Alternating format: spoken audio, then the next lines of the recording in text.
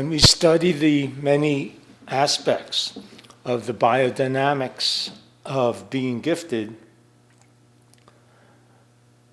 we understand that being gifted is not just technical performance or the ability to go beyond hitting the bullseye, but being able to hit the exact dead center of great performance. Being gifted also has a property of connectiveness. It connects to us and allows us to connect to the performance, and it also allows us to connect to the performer.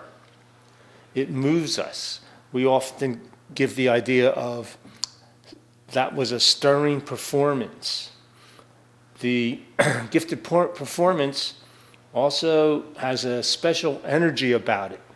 It has an energy of life and living. It has an essence of nature there within the performance itself. It paints a picture in our minds, or allows us to feel the attributes or qualities of energy or emotion or of natural substance or essence that is trying to be portrayed. There's also a sense of ease and grace and beauty about the performance. It goes that take it beyond the level of being technically perfect. It touches us in a special way. The gifted performance also has the ability to take us out of time. We establish even a sense of oneness, not only with the performer, but with the performance itself. So when we study the biodynamics of being gifted, we also have to keep in mind the idea of oneness that's established as well.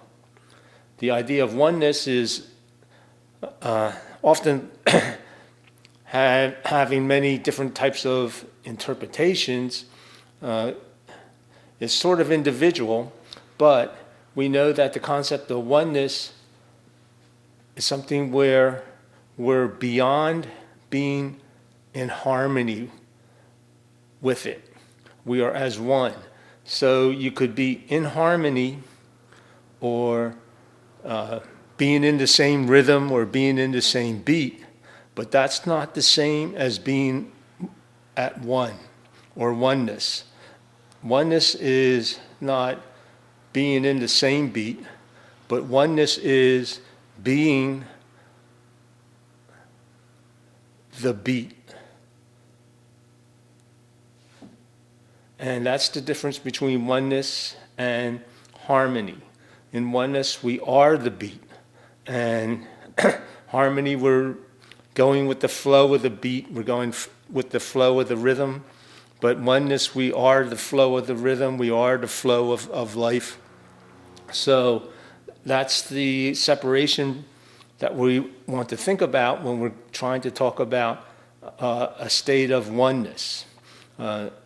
Often when you're in the zone, people think like you're at a state of oneness, but it's not complete enough to be just in the zone for a state of oneness. You would actually be part or what is the zone as well as being in the zone. So when we're studying biodynamics of giftedness, the big question comes up: are there biodynamics of oneness? So we typically think of oneness as a mental state. But if we have human performance involved, then we know that there also has to be a physical state or a body state involved as well. So when we look at the biodynamics of oneness, we have to include all three aspects, all three parts of our idea of a person, of body, mind, and spirit.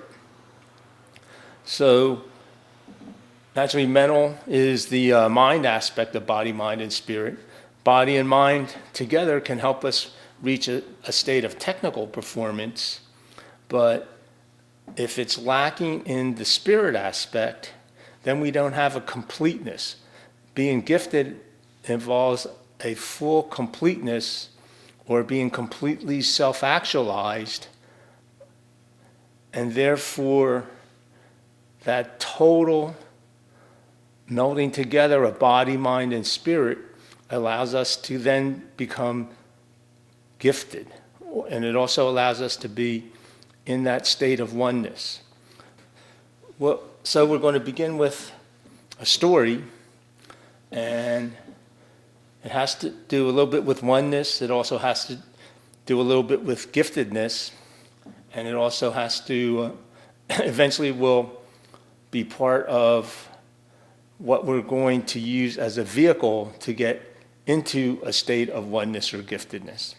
So the story is that there was a school of art, and the school was known for its technique of using the work of masters, and the students would duplicate or try to duplicate the work of the master. And over for years and years, students would continually paint the work of a master, copy the work of the master, and try to achieve the same result, the same performance. Well, this one student, after many, many years of trying and painting, thought, I finally did it. I finally was able to paint this leaf that was in the rain, and it was bending under the weight of the water. So he takes his picture up to the instructor and says, look, I finally did it. I'm able to create the work of the master. The instructor then takes one quick glance and says, you're getting close, but you still don't understand it yet. You still don't have it. Keep trying. Well, the student got real mad and said, no, this is exact. Here, look at this. And he places his picture next to the master's painting, and he says, look, they're the same. And the instructor doesn't even look up. He says, no, they're completely different. Keep trying. So the student gets mad and says, all right, if you think you can do better, you do the painting then. So the instructor gets out his brush and some paper, and he paints this leaf in the rain and hands it to the student. And then the student says, look, there's no difference between my painting and your painting, or our paintings and the master's paintings. They're the same. They're the same. And the instructor says, no, they're completely different. The student insists, no, they're the same. And the student finally says, all right, tell me then, what is the difference between your painting and my painting? So the instructor says, well, you drew this leaf that was bending in the rain, and my leaf is ready to spring back up. So the moral of the story is, we don't know what we don't know. And when we're dealing with the realm of giftedness, we don't know what we don't know, and because we're not gifted, we really don't understand what the realm is that these gifted people are dwelling in. And what is, in a sense, very important is that if you ask a gifted person, what makes you gifted? Or how do you play the violin that way? How do you hold your bow that way? Or the painter, how are you moving your brush that way? Why does the leaf look like it has the energy to spring back up? You know, we're both using the same brush, the same paint, same paper. What's different? And almost every time the gifted person will say, I don't know. This is just how I do it. And this is the problem when we're studying gifted performance, is we know that it's different. Often we don't know why it's different. We know that it connects, but we don't know why it connects. We know that there's a certain vitality or quality of life there, but we don't know why it's there or how it even got there. So when we study gifted performance, we have to keep our minds open, is that we're entering into a realm that is very unfamiliar with us or to us, because we don't know what we don't know. So as we looked into the biodynamics of giftedness, we had to start looking at what can we see that these people are doing, and then trying to find out, well, what is different? Or what do we need to experiment with to find out, is this one of the biodynamic aspects of being gifted? And those biodynamics are what we're not doing. If our guess or hypothesis is correct, then if it is natural, then as soon as we do the same biodynamics, we should be able to get some of the same type of results. And that's assuming that you have the same technical ability as well, or you're gifted technically. But we should get some type of performance results immediately if we do the proper biodynamics. So as we looked into this idea of we have to have the body, mind, and spirit, all three in operation to be gifted, or all three in operation to look at the concept of oneness. We usually know what the body part is. We understand what the mind part is usually, but the spirit part is very almost like nebulous or vague concept. There's so many different concepts of spirit. So for our purposes, if we looked toward what seemed to be the cultural norm, or what was in many of the cultures throughout the world, when the different cultures that have been there for thousands of years, what were the concepts of spirit that they use?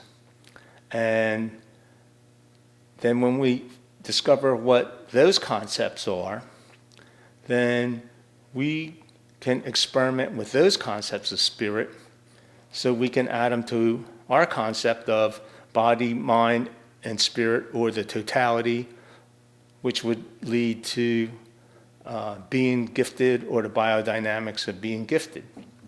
So when we looked to see worldwide what were some of the concepts of spirit, one of the concepts, there's a lot of concepts, but one of the concepts is that many cultures relate spirit, or they call spirit, breath. And here in this country, the American Indian culture had different names for, like, divine or divinity, or the spirit or great spirit. One of those names referred to the spirit as master of breath, or the holy wind. In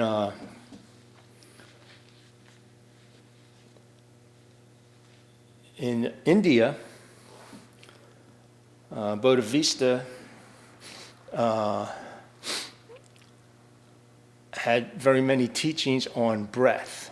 They called it pranayama. And then when Bodhivista went to China, he carried his teachings with him, and China then started to use the concept of qi, which is like a energy or invisible form of energy. The Japanese took that same concept and they call it ki. The idea of the breath, which is a little separate from the energy, was kokoro. and it was the breath on which the key could be transferred or carried. There's concepts of the Hebrew people in the Bible. So in the beginning of the Bible, God is referred to as a breathing kind of God. And those people assume God had this inhale and exhale method by which he created things, excised his power. So their God was a breathing God. The Christian people have a same concept of breath introduced a couple thousand years later, and you see the person of Jesus. He breathes on people, and he says, "Receive ye the Holy Spirit, the Holy Wind." And interesting enough, he says, "Out of your belly will flow rivers of living water." So what he's saying there is that in the abdominal area, there's some type of center for the flow of, he called it living water. We could translate that as energy flows.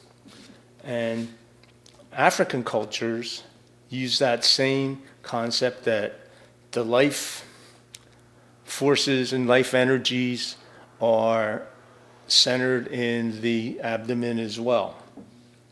The pranayama of India, that breath, they also have the idea of chakras, and there are chakras that are also centered in the stomach area as well.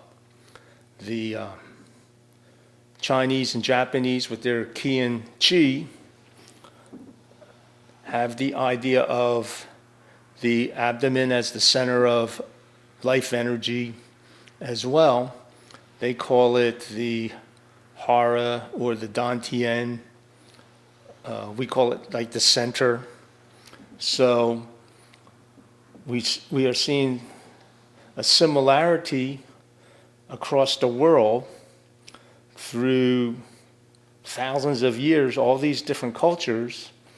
One of the areas that they're in agreement is that spirit can be thought of as breath or breathing, and that there is a center of life in human beings that is in their stomach area. And from this stomach area, there flows all types of energy. So for our purposes, when we're looking at the biodynamics of being gifted, this fits very well into the idea that we're looking at biodynamics. The stomach, abdomen is obviously biodynamic. It's part of our physical being, and we also, everybody's breathing, which is biodynamics as well. So we find that we're working with a force that is human, physical. It's a energy force, and this energy force, because it's breath or breathing, is 24/7. It's always with us. So for our study of biodynamics, then we began looking more into the concepts of breath and breathing, and looking in particular to abdominal center of life and energy.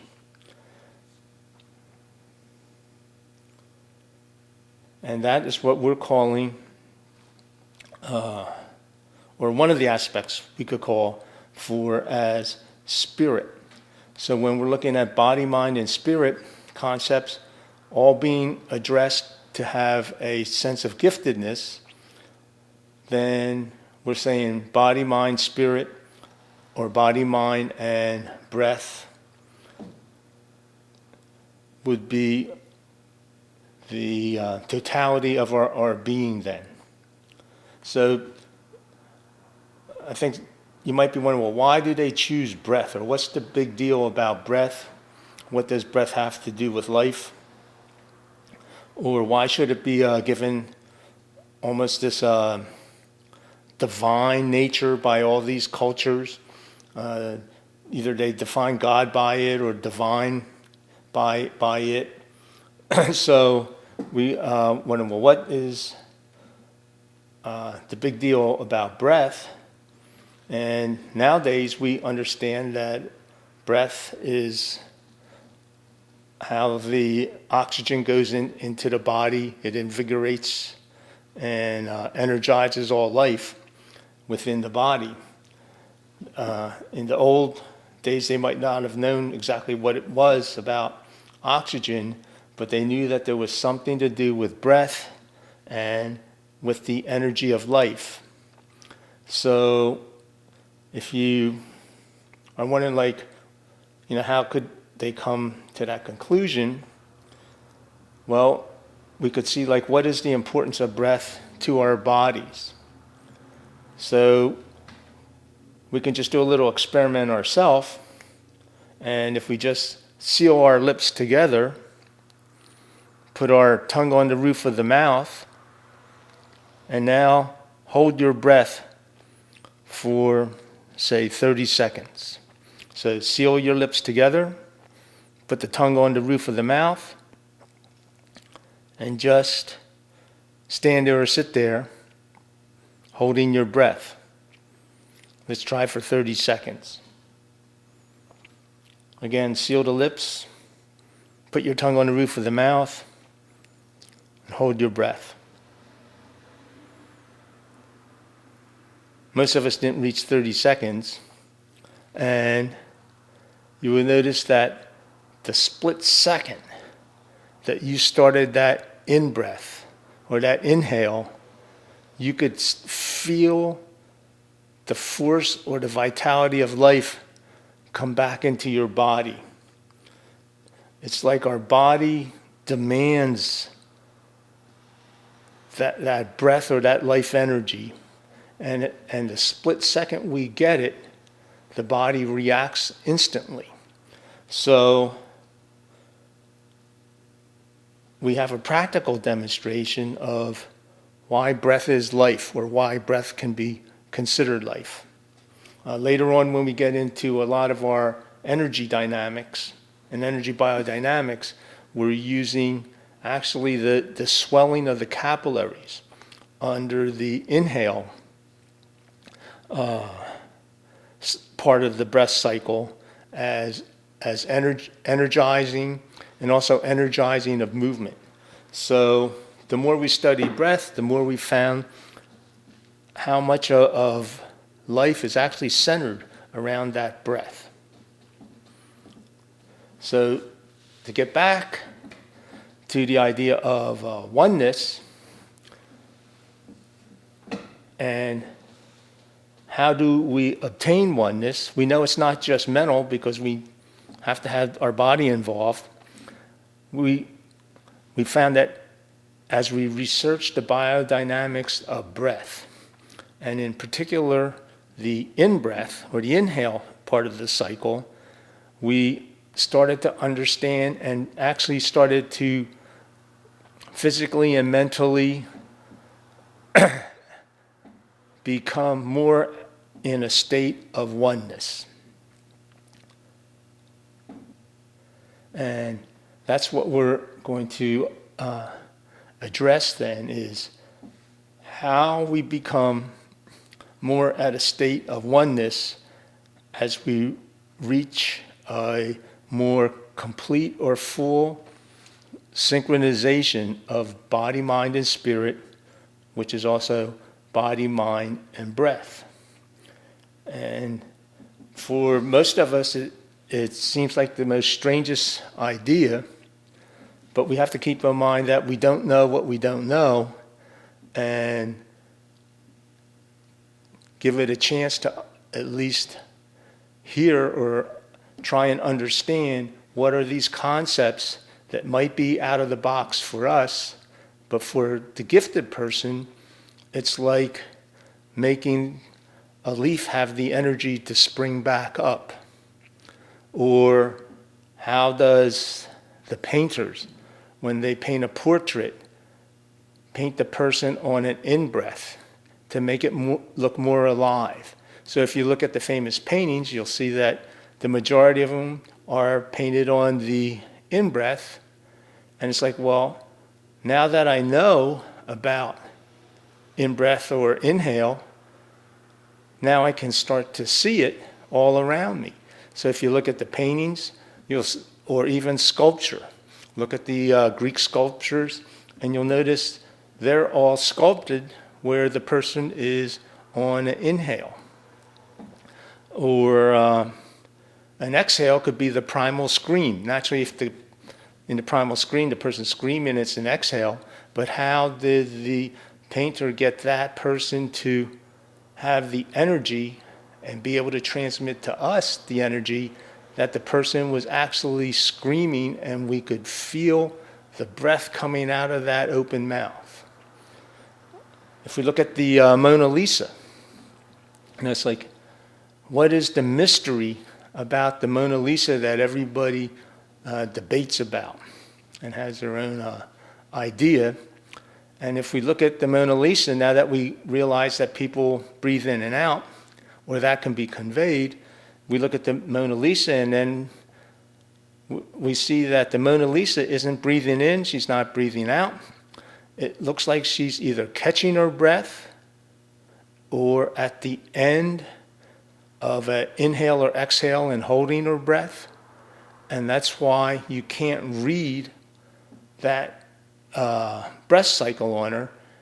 So you're not exactly sure where is she going or where is she headed toward.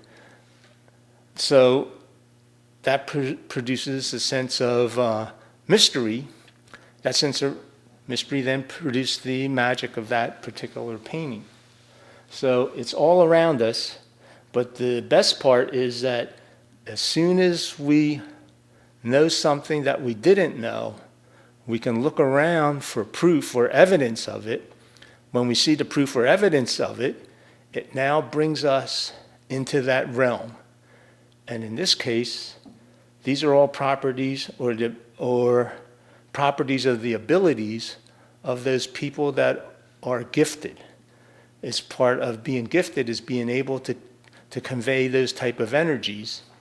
And what is important for these videos is we now understand some of the biodynamics by which those energies can be changed from a person's thoughts or meditations and transferred or communicated or connected to their performance, to the objects they paint, the sculptures they hammer and chisel, to the movements of the dance, or to almost any other type of communication. So it is a biodynamic produced activity, is this idea of oneness and being gifted. And when we looked at the totality of body, mind, and spirit, define spirit as breath, and in particular as breath. And in particular, we're looking at some of the dynamics of the inhale cycle. So we breathe 24/7, half the time inhale, half the time exhale. We're usually already operating in the realm of exhale, power, and energy. So if we are only in the exhale concepts, we're only actually doing 50% of our potential. If we include the inhale aspects or energies, we can then become more closer to 100% potential of our spiritual or breath type of energy or biodynamics.